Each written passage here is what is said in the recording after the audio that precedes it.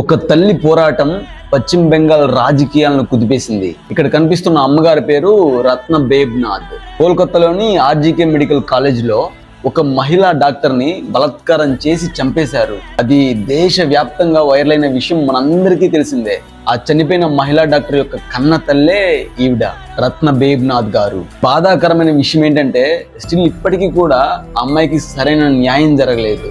ఎందుకంటే దాని వెనుక మమతా బెనర్జీ డర్టీ పాలిటిక్స్ చేసింది.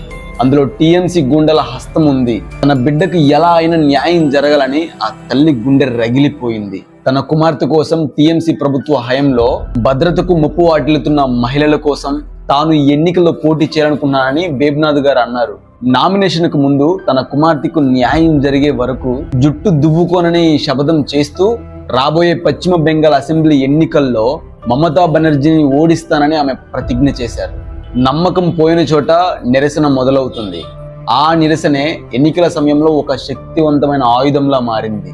తమ బిడ్డకు జరిగిన ఆ ఘోరాన్ని మహిళా ఓటర్లు, అక్కడున్న యువత అందరూ కూడా తమ ఆత్మ గౌరవానికి సంబంధించిన అంశంగా భావించారు. ఒక రాష్ట్ర రాజకీయాలను కుదిపేసే స్థాయికి వెళ్ళడానికి ఈ కేసు కారణమైంది. బెంగాల్ అసెంబ్లీ ఎన్నికల్లో పానీహాటి అసెంబ్లీ నియోజకవర్గం నుండి బీజేపీ అభ్యర్థిగా రత్న బేబ్నాథ్ గారు పోటీ చేశారు. 28,000కు పైగా ఓట్ల మెజారిటీతో తాను విజయం సాధించారు. తన బిడ్డకు జరిగిన అన్యాయం మరొక బిడ్డకు జరగకూడదు అనే పోరుతో విజయం సాధించిన అమ్మగా చరిత్రలో నిలిచిపోయారు.